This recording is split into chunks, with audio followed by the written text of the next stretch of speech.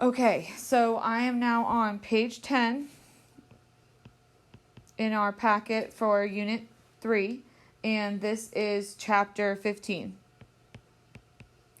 Okay, this actually is a very similar example, and I am going to use it to go ahead and have us discuss this as a confidence interval and a hypothesis test at the same time. So it says, hoping to lure more shoppers downtown, a city builds a new public parking garage. They plan to pay for the structure through parking fees. During a 2-month period, or 44 weekdays, daily fees collected averaged $126 with a standard deviation of $15.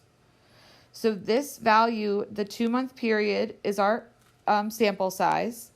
The average is our mean for the sample, and the standard deviation here is going to be our SX. Now we're looking for some other value, some other guess to be provided, because that's the hypothesized value, or the mu naught. So keep reading. If a consultant predicted the average daily income would be $130, would he be correct at the 10% significance level? So a bunch of stuff just happened. First of all, they just told me that alpha is equal to 0.1, or 10%. They also just told me my guess, or my mu naught.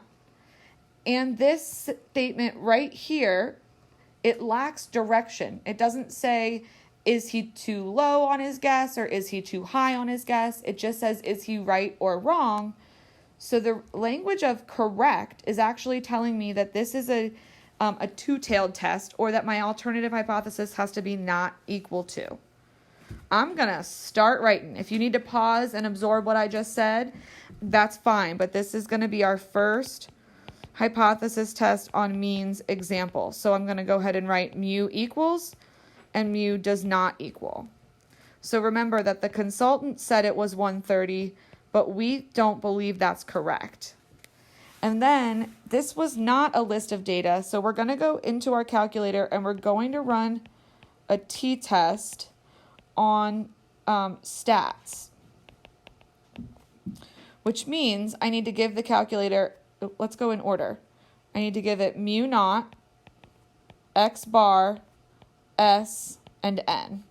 So first we put in the 130, then we go through with the 126, the 15, and the 44 days over which we collected the information. So now, if you go to stat, arrow over to tests, and make sure you select the t-test, make sure you've selected stats, enter this information in the correct places, and we will get, as an output, a t-score and a p-value. So our t here, if you did this in the calculator, was negative 1.769, and the p-value I got was 0.084.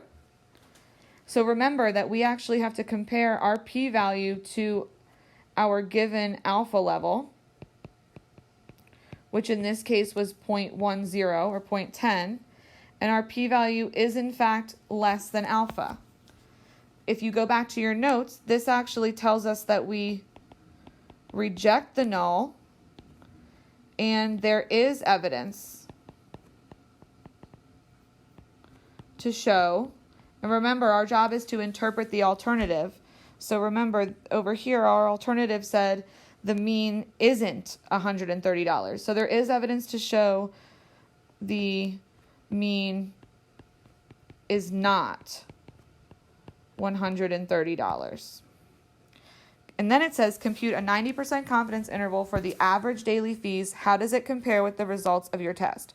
So we've actually done this, but it's kind of good practice to say, well, if the above is a t-test, then this would actually be an associated t-interval at the 90% confidence level.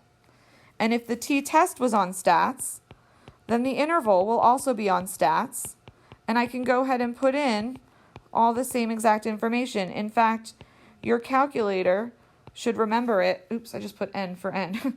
Should remember it when we go back in and look at it. And then once you go to stat, arrow right to tests, and run this interval, we get the same interval we had when we did this problem in the previous chapter. And then we can confirm both the lower bound and upper bound are less than 130. So the guess is not correct.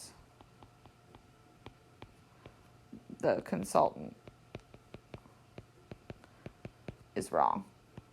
And if you remember the previous example from chapter 14, this was also true of the consultant. They were also wrong when we created this confidence interval before.